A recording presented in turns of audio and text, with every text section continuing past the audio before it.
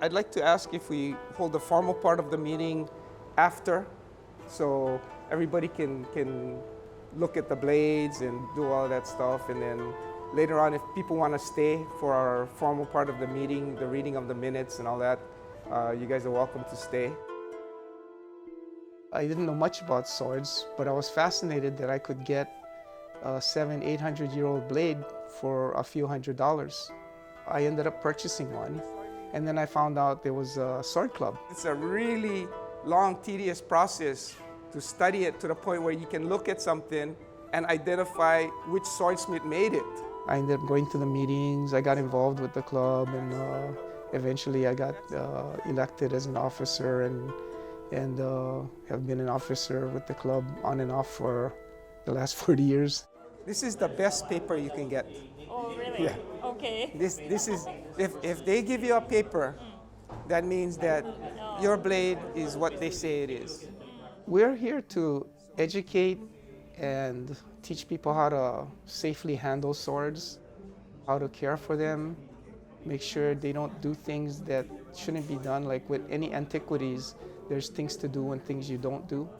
When you're looking at swords, how to have sword etiquette and pass the blades. Always give the blades a lot of respect. So we have those blades that members come in that they have bought in Shirokiya or at one of the department stores that are more like decorator swords.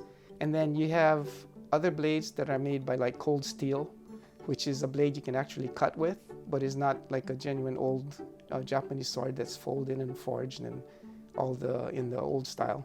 And then you have the ones that are handcrafted and are antiques and are sometimes very valuable.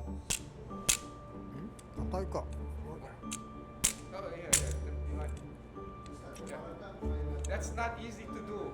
96, excellent. So we have this one member, Denichi Tanaka. He's 96 years old. He's been a member and sensei to the club members for the past, I'd say it's got to be 40 plus years, 50 years easily. He was originally from Japan, and I guess when we became a territory, he was able to move to Hawaii and become an American citizen. He used to study and collect and actually use them in Japan. Thank you, Sensei.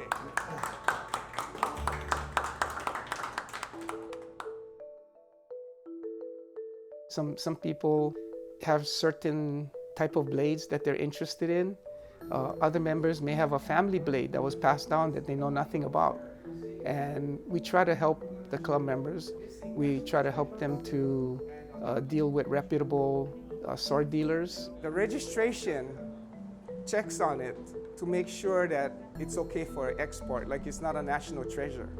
So they'll give it an appraisal and they'll check with it and they'll make sure the appraisal is from a bona fide appraiser. In the past, you'd have unscrupulous people that would tell you, oh, this is this, and they'd have a fake paper, and yeah, people wouldn't get what they thought they were getting. We had one member sell a blade he had for $350,000, and that's the most I heard of. There's some very, very nice blades that our sword members have, and it's wonderful to get the chance to see those when those members come and share it with us. When you have this paper, that says what the blade is and that they stand behind their judgment of that paper. It all depends on what your interest is, and we try to help everybody, and we're a group that tries to support others, and we're trying to keep really good philosophy and energy going within the club. So there's a lot to see and learn, and even us old-timers in the club are still learning.